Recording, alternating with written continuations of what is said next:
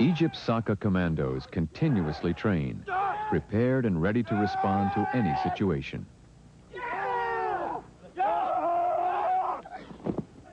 Saka's counter-terrorist unit has been called into action on several occasions. Perhaps the most notorious incident took place in 1985 when Egypt Air Flight 648 was hijacked by terrorists. As the airliner touched down in Malta, the terrorists began methodically murdering the passengers every few minutes, unless their demands were met. I can't describe to you how I felt by seeing my passengers being killed in cold blood like this. It was awful, and I really hated every minute of it. Saka counter-terrorist commandos responded with a full-on assault. The rescue quickly escalated into a fierce battle as the Saka commandos made their way through the inferno, neutralizing the terrorists while attempting to evacuate the endangered passengers. In all, 59 people were killed. The operation served as an example of Egypt's willingness to use the lethal force of Saka commandos to put an end to the threat of international terrorism.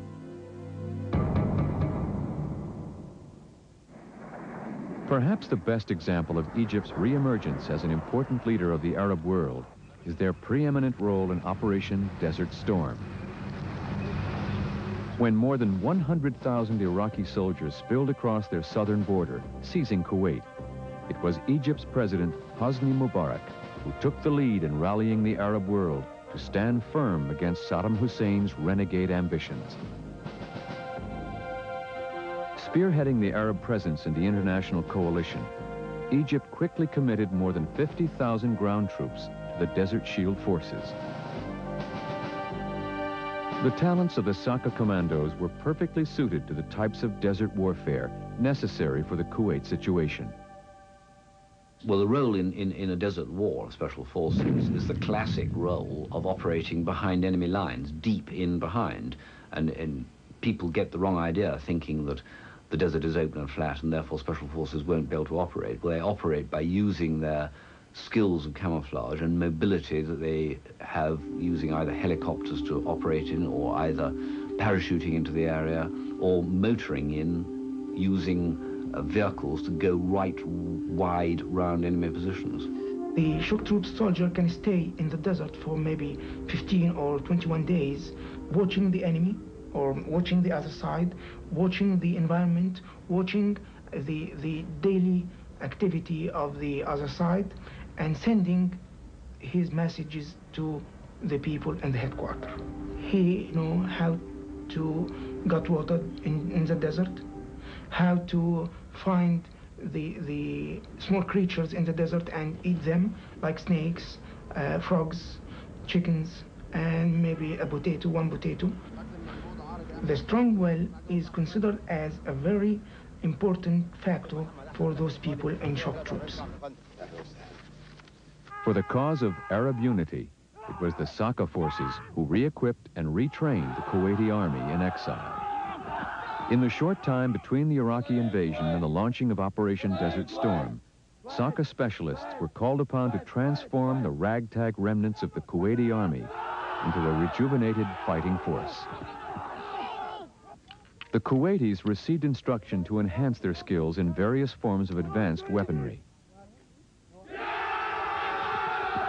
The Kuwaitis drilled extensively in martial arts and hand-to-hand combat techniques, demonstrating their fighting spirit and overwhelming zeal to reclaim their country.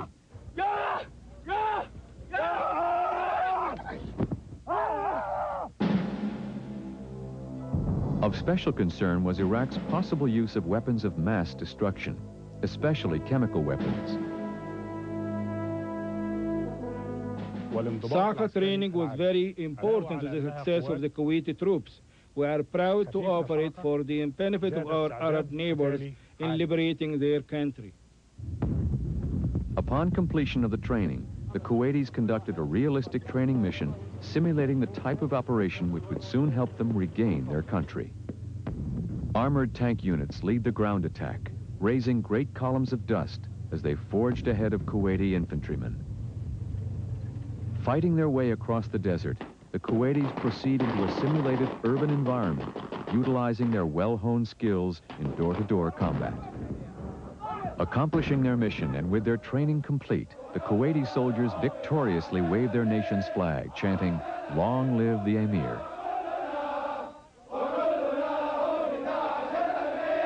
In a few days, these men and their Saka mentors will assume their place on the battlefield, marching to victory in Operation Desert Storm.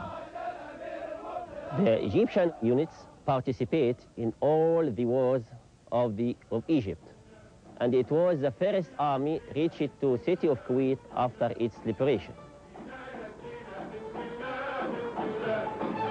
Egypt's Saka forces performed with distinction in Operation Desert Storm, returning home as national heroes.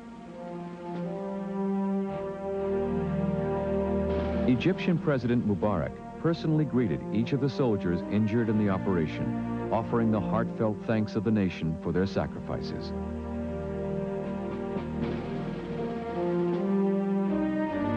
The Saka forces, Egypt's desert warfare specialists, were decorated for their valor, a fitting reward for their years of training, dedication, and constant courage.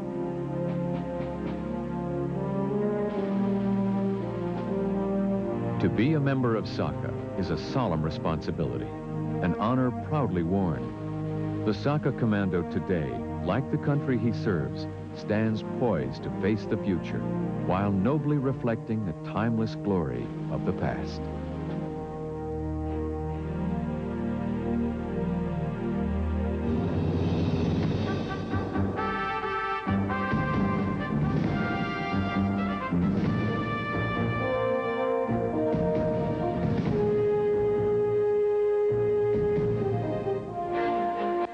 Later tonight, join the adventurers in shark-infested waters.